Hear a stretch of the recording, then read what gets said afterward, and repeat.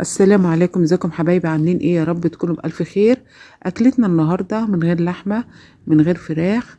نحارب بقى الغلاء بتاع اللحمه والفراخ، ونحاول ندبر امورنا كده.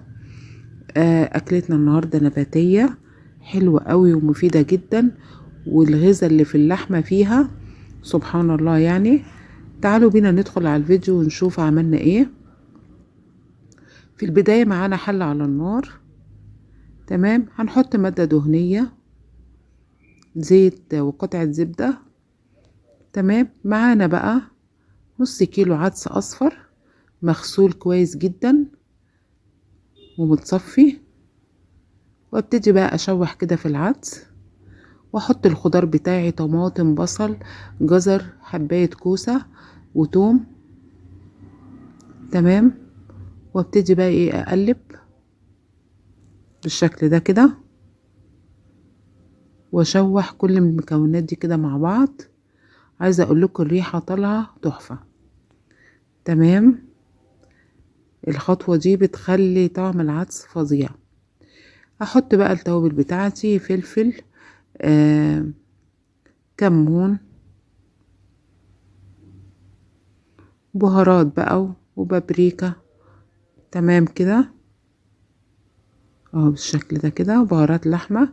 ونحط بقى مية مغلية بالشكل ده، ونسيب بقى كل المكونات دي وننساها لحد ما تستوي جدا مع العدس. تمام كده، ونرجع نشوف عملنا ايه، نعمل ايه. خلاص المكونات بتاعتي استوت واتهرت اهي. بجيب الهاند بلندر بقى، او اضربيهم في الخلاط زي ما تحبي. ونهرس بقى العدس بتاعنا كده بالهراسة اللي هي الهاند بلندر. تمام،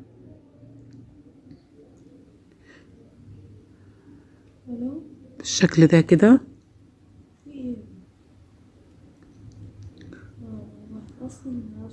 احط بقى المكونات كده على النار تغلي.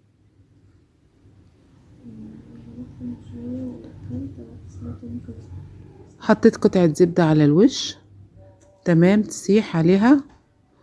وغرفنا العدس بتاعنا. هنحط بقى على الوش كده شوية شطة،